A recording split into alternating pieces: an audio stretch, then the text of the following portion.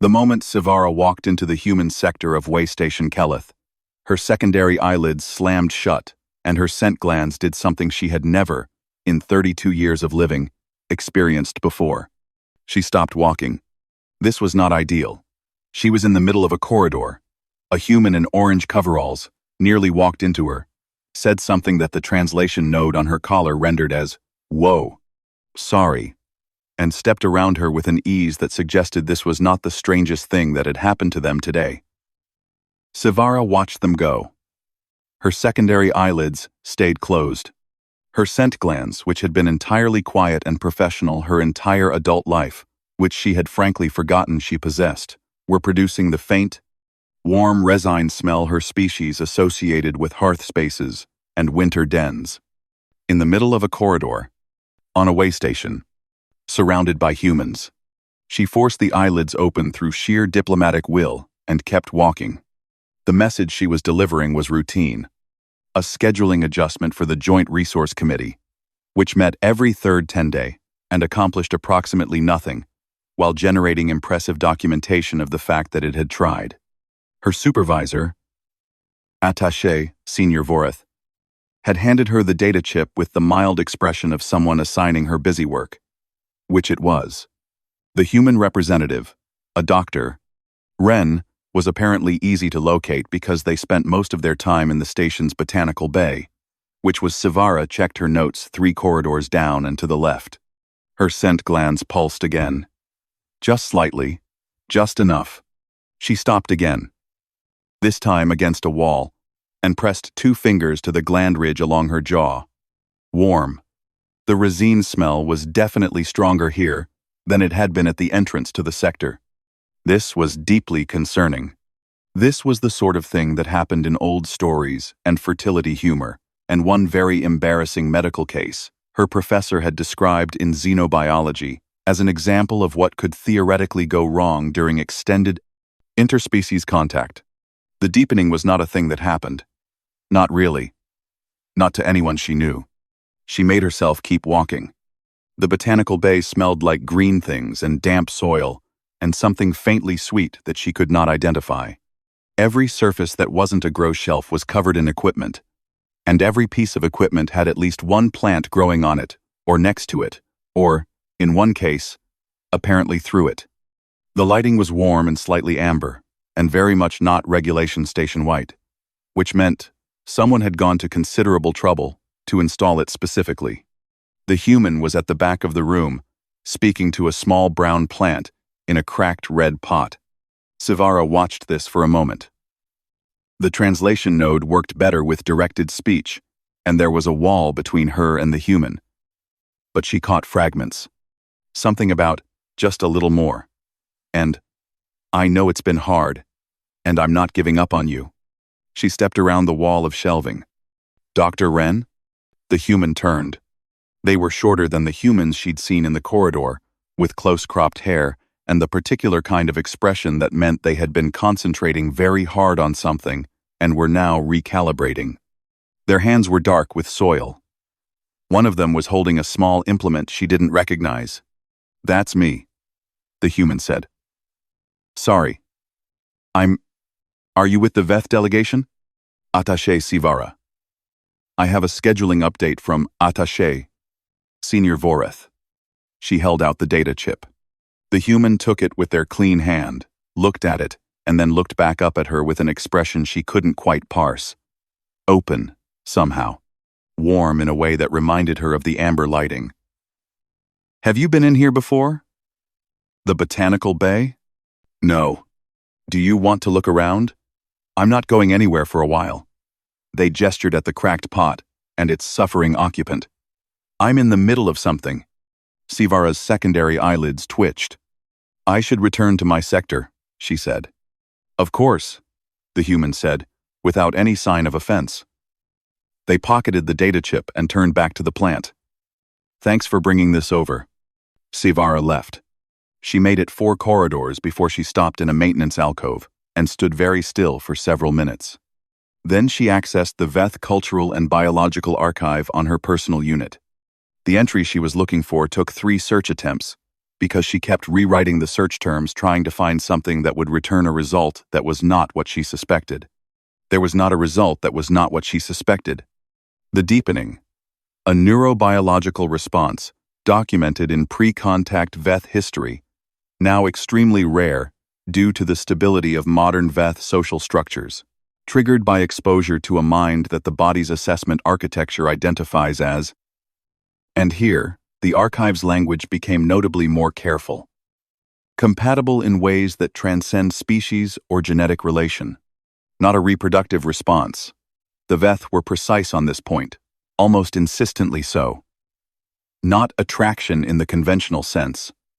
The deepening is the body, recognizing a mind it would grieve to lose. It is involuntary. It cannot be induced. It cannot be faked. She read that line 3 times. It cannot be faked. She read the symptoms. The secondary eyelid response. The scent gland activation. The persistent warmth association in environments where the triggering individual had recently been present. The urge to she stopped at this one to make space. To clear room in one's life. As though instinctively preparing to share it. She sat down on the floor of the maintenance alcove. Above her, through the station's hull, the stars continued their indifferent business. She found this somewhat comforting, in the way that very large things could be comforting when one's own situation had become very small and very strange. She had to go back. Her job required it. The committee met in 6 days, and there would be more data chips and more scheduling adjustments, and Dr. Wren was apparently always in the botanical bay. Her scent glands pulsed again, warm and quiet, and entirely without her permission.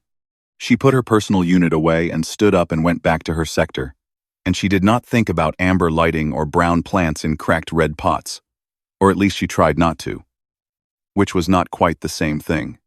The human Wren, just Wren, doctor, is for people who want to feel important, and, I mostly want to feel useful, was doing something with a dying plant that Sivara could not parse as anything other than talking to it. This was the 3rd time she had come to the botanical bay. The 2nd time had been yesterday, with another scheduling note that she was increasingly aware could have been transmitted electronically. She had told herself it was a matter of diplomatic courtesy. She was becoming less convinced. The interesting thing about Veth root vegetables, Wren said, without looking up from the dying plant, is that they need lower frequency light than anything I've got in here. I looked it up. Do you miss them? Sivara stood in the entrance to the bay and considered this question. She had not been asked about food she missed since she left the homeworld. The marrowed ones, she said finally. They take a long time to prepare. My grandmother made them for specific occasions. What occasions? When someone in the family had done something that required acknowledgement. Something that warranted effort. She paused. We don't have a word for celebration that isn't also a word for gratitude. Wren looked up from the plant. They had that expression again. The open one. That's beautiful, they said. And they meant it. Sivara's translation node was good enough to distinguish sincerity from pleasantry. And this was unmistakably the former. Her secondary eyelids flickered. She made herself focus on the middle distance. How is the plant? Struggling, Wren said, returning to their work. I think it was root-bound before it came to me, and then someone overwatered it out of guilt, and now the rot's in the lower stem, and I'm essentially trying to convince it that there's still a reason to push. Upward. A pause. I talk to them. I know it doesn't do anything scientifically. I do it anyway. The Veth believe that sound affects cellular structure in organic systems, Sivara said. There's limited data. It's not a mainstream position. Wren looked up again, slow and interested. Really? It's considered an old-fashioned view. Pre-contact. My grandmother also held it. She stopped, uncertain why she had added that last part. I like your grandmother, Wren said. Sivara had no response to this. She stood there for a moment, while Wren went back to the plant. and the amber light did its warm work on the leaves around them. And her scent glands made their presence known again, like an inconvenient colleague who would not take a hint. "I brought the amended resource report," she said, and held out the data chip. Wren took it with the same unhurried care they took with everything. Their fingers brushed hers in the transfer, just the edges, just the tips. And Sivara's secondary eyelids went fully closed for half a second. When she opened them, Wren was looking at her with something that was not the translation node's territory, something careful and attentive. "Are you all right?" Wren asked. "Yes," Sivara said. Too quickly. Wren didn't push. This, she was learning, was a thing about Wren they noticed. And then they waited. And they seemed to understand that waiting was itself a kind of answer. "The committee meeting's been pushed to next 10-day, they said instead, returning smoothly to professional ground. "You probably already know that." "Right. I did know that. So you didn't have to come in person." A pause. "No," Sivara said. Wren smiled. There was no triumph in it, no gotcha, just warmth. Pure, uncomplicated warmth. Aimed at her, like it was the most natural thing in the station. "Well," they said, "I'm glad you did." Sivara stood there in the amber light and felt the deepening move through her like a slow tide, and thought about everything the archive had told her, and about her grandmother's marrowed root vegetables, and about the specific kind of loneliness that comes from being very far from home and finding somewhere, unexpectedly, that feels like you might not be. "I should go," she said. "Okay," Wren said. And then gently, without making it significant, "You can come back, though. If you want. There's always something to do in here." That night, Sivara searched the archive again. She read the entry on the deepening. Twice more. Then she read the section on disclosure. Prolonged, unexplained deepening. The archive said, with the careful neutrality of a document that had been revised multiple times by committees deeply uncomfortable with the subject, places measurable stress on the neurological architecture of the experiencing individual. The response is designed to resolve. In historical cases where resolution was delayed or denied, the outcomes ranged from disruption of professional function to significant long-term cognitive effects. The recommended course of action, the archive said, was either reassignment or disclosure. She stared at the ceiling of her quarters for a long time. Then she got up and went to find Elder Teth. Elder Teth was silent for a very long time after Sivara finished speaking. This was not unusual. Elder Teth was silent for a very long time about most things. It was, in Sivara's experience, the quality that made her the most unsettling member of the delegation, and also, probably, the wisest. She was sitting across from Sivara, in the small office that smelled of the dried herbs she burned on 10-day evenings. And her secondary eyelids were fully open, and she was looking at Sivara with the particular expression that meant she was deciding how much of what she already knew to say out loud. "It's rare," the elder said finally. "I know. In my lifetime, I've known 2 individuals who experienced the deepening." She paused. One was my sister. The other was a colleague at the Kelith diplomatic post, before I arrived. Different circumstances both times. Another pause. Longer. Sivara looked up. "The body," Elder Teth said, "does not get this wrong. That is the part that frightens people. It would be easier if it were a malfunction. But it isn't a malfunction. It's a recognition." She folded her hands.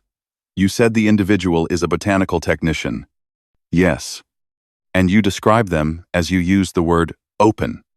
They ask about things and they mean the asking," Sivara said. They offer space, before there's been any reason to trust that the space won't be taken away. I don't know how to explain it better than that." Croast. "Well," Elder Teth was quiet for a moment. "You don't have to explain it to me. I've read the archive. I know what the deepening responds to." She picked up her cup of evening tea and looked into it. "The question is, What you would like to do. I want to stay on the posting, Sivara said. She stopped. She started again. I don't want the neurological effects. And I don't want to keep coming back to that bay with data chips that could have been transmitted electronically. The elder's expression did a small thing that might have been amusement. No. I imagine not. She set down her cup. You will have to tell them. You understand that. I know. The question is how much. Sivara had been thinking about this since the night before. About how much the archive said, and how much of that was navigable. In a conversation with a human who had no framework for any of it. Enough, she said. Enough that they understand what's been happening. Enough that it isn't that I'm not carrying it alone. Elder Teth nodded. She reached across the desk and did something she had never done in the 3 years Sivara had worked under her. She pressed 2 fingers briefly to the gland ridge along Sivara's jaw, a contact reserved for family, for acknowledgement of something that warranted effort. Go in the morning, the elder said. The plant will still need tending. She was right. When Sivara arrived at the botanical bay the next morning, Ren was already there, crouched over the same cracked red pot, with the same battered implement and the same focused, unguarded attention. The plant, Sivara noticed, had put out something small and tentative at its upper stem. Not a leaf, quite. More like the intention of one. It's doing something, Sivara said. Ren looked up and smiled. I know. I've been having a conversation with it about the structural advantages of photosynthesis, and I think it's starting to come around. They stood and brushed soil from their knees. Then they looked at Sivara with that careful attentiveness again. You have something you want to say. It was not a question. Sivara found this useful. It removed the option of pretending otherwise. I have something I need to explain, she said. It concerns my behavior over the past several weeks. The repeated visits. She stopped, reorganized, tried again. My species has a neurobiological response. It's rare. It doesn't translate easily. Ren sat down on the edge of a grow bench and gave her their full attention. They did not reach for their translation node or their data unit. They just listened. Sivara told them about the deepening. She told them about the archive definition, and the secondary eyelids, and the scent glands, and the resin smell that meant den and hearth and safety. She told them about the way the corridor had stopped her in her tracks on the first day, before she'd even met them, which she now understood was proximity to where they'd recently been. She told them about Elder Teth and the conversation the night before, and about the archive's recommended resolutions, and about the neurological effects of prolonged delay. She told them all of it because she couldn't figure out how to tell them less without the less being a kind of dishonesty. And she found, to her own surprise, that dishonesty toward Ren felt like something her body would not permit. When she finished, Ren was quiet for a moment. She watched them process it. Watched the sequence of expressions move across their face, surprise, and then a careful thoughtfulness. And then, something that settled into a kind of gravity, the look of someone taking a thing seriously because the person in front of them had taken it seriously first. So, Ren said finally, your body recognized me, before you even met me. Something in my neurological architecture identified. Sivara paused. The archive says, a mind it would grieve to lose. Those are not my words. That is the archive's phrasing. Ren absorbed this. And you've been trying to figure out what to do about it. Again. Yes. While also bringing me data chips that could have been transmitted electronically. Yes. Ren looked down at their hands for a moment. Then they looked back up, and the expression on their face was not what Sivara had been bracing for. It was not discomfort, or the careful retreat of someone who has been told something they do not know how to hold. It was present. Fully. Entirely present. What do you need from me? Ren asked. Sivara opened her mouth and closed it again. No one had asked her that. The archive had not asked her that. Elder Teth had asked her what she wanted to do, which was different. Ren was asking what she needed, as though the answer mattered, and they intended to do something with it. I don't know yet, she admitted. I think I needed to not be carrying this alone. I think that was the first thing. Okay, Ren said, simply and without ceremony. Then that's done. They were quiet together for a moment. Somewhere in the grow shelves, a small irrigation system clicked on and off. The amber light moved the way light does when something living is displacing it, shifting and settling. Then Ren stood and went to the back shelf, to a smaller pot she'd been propagating from a cutting. They brought it back and held it out. The plant was nothing remarkable, a stem with 4 small leaves, rooted into a modest amount of dark soil. But it was alive. Unmistakably, determinedly alive. For your quarters, Ren said. So something from here travels with you. Sivara took the pot with both hands. It was warm from the grow lights. The soil was damp and smelled like the bay, like green things, and effort, and patience. Thank you, she said. You can tell me how it does, Ren said. That part's not optional. I'll want to know. Sivara carried the cutting back through the human sector and through the connector corridor and into the Veth diplomatic quarters. She set it on the ledge by her viewport, in the strip of light that came through the station's outer observation panels and fell across that corner of the room for most of the station's morning cycle. She adjusted the angle of the pot twice. Then she sat in the chair beside it. Through the viewport, the stars were doing what they always did, holding still and burning anyway. The station hummed around her, full of its hundreds of small lives, all going about their business, all breathing recycled air and eating from the commissary and talking to their plants and finding their way to each other through corridors they'd never expected to walk. The plant leaned, just barely, toward the light. Sivara watched it do this for a while and felt her scent glands settle into something she had not felt since she left home. Something that her language did not have a clean word for in this context, that fell somewhere between at rest and beginning, and she let it stay.